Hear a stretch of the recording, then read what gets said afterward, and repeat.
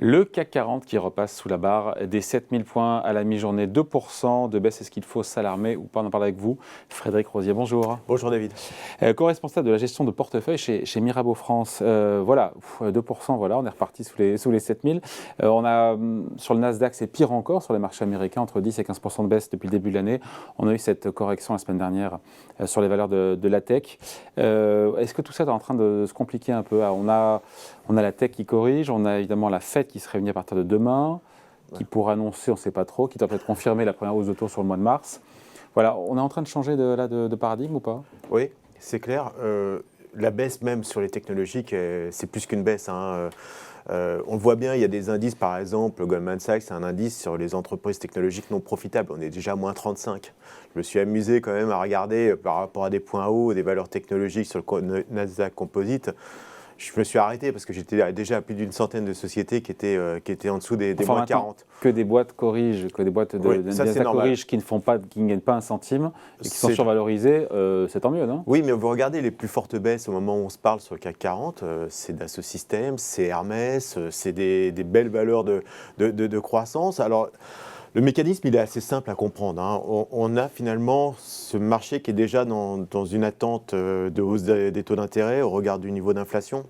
Ouais. Alors, on voit bien même d'ailleurs… Aux États-Unis, bien sûr, parce qu'en Europe, on n'en est vraiment pas là. Et on voit même que les anticipations de remontée de taux, elles ont tendance à augmenter.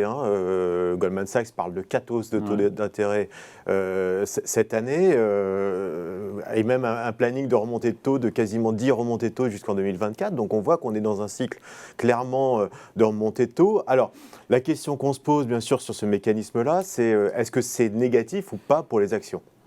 Pour l'instant, ça l'est en tout cas. En tout cas, ça l'est. Et c'est souvent le cas d'ailleurs au début. On a un track quand même. On voit un peu depuis les années 70, un peu les mécanismes qui se mettent en place lorsqu'on a une remontée de taux.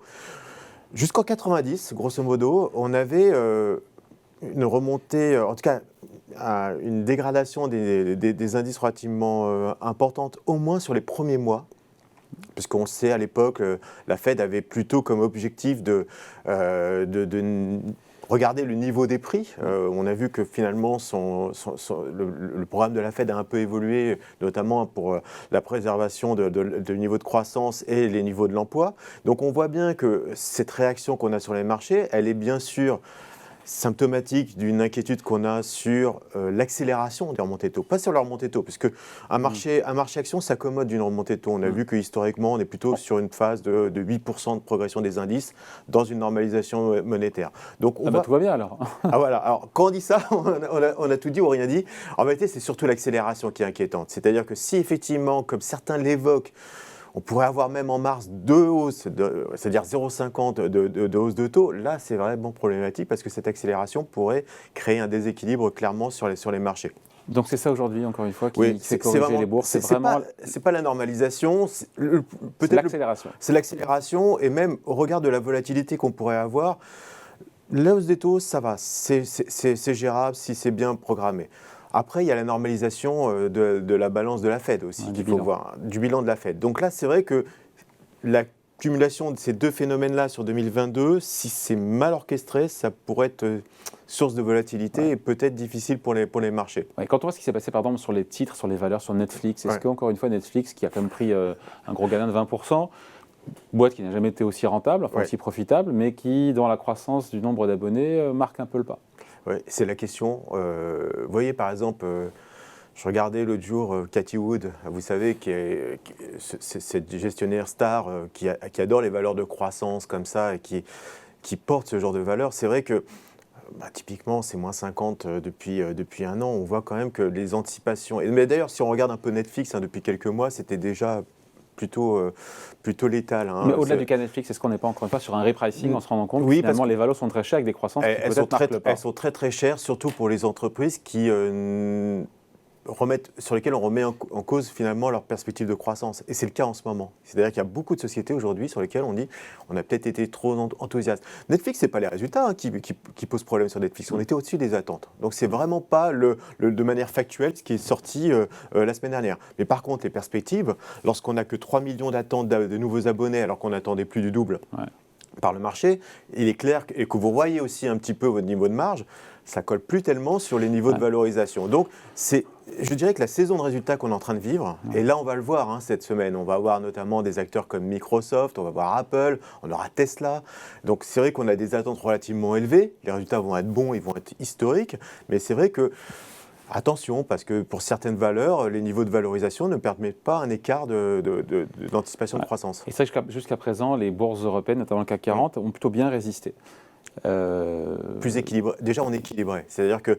Alors que là, on se dit, mais c'est quoi là? Est-ce que jusqu'à quand? Et là, peut-être le cas qui casse les 7000, est-ce que c'est pas justement l'Europe qui est en train d'emboîter la roue, encore une fois, de Wall Street? Alors, dans la première phase, ce qu'on a eu, c'est qu'on a eu une énorme divergence de performance entre les valeurs dites value, des valeurs cycliques, et les valeurs de croissance. Donc, lorsqu'on regarde le marché parisien aujourd'hui, on a des valeurs, par exemple, une des meilleures performances, c'est Renault.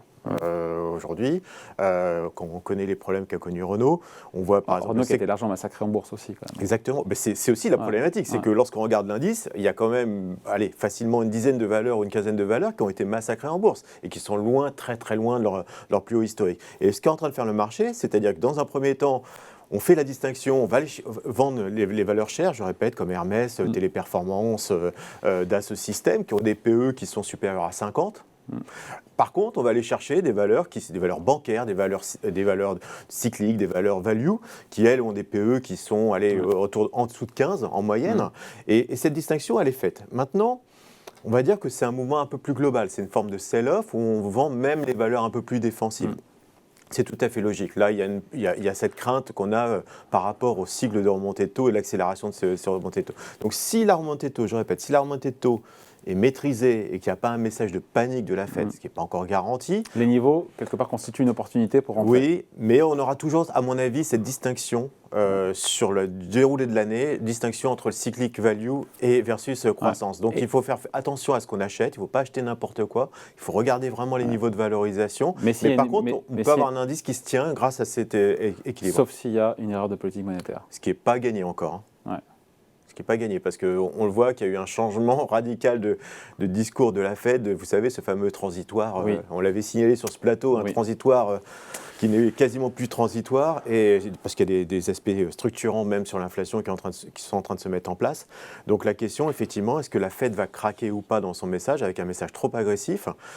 Si c'est le cas, effectivement, on peut avoir énormément de volatilité sur les marchés dans les 2 ou 3 mois à venir. Bon, on en reparlera. Merci beaucoup. Explication signée Frédéric Rosier, co-responsable de la gestion de portefeuille chez Mirabaud. Merci. Merci David.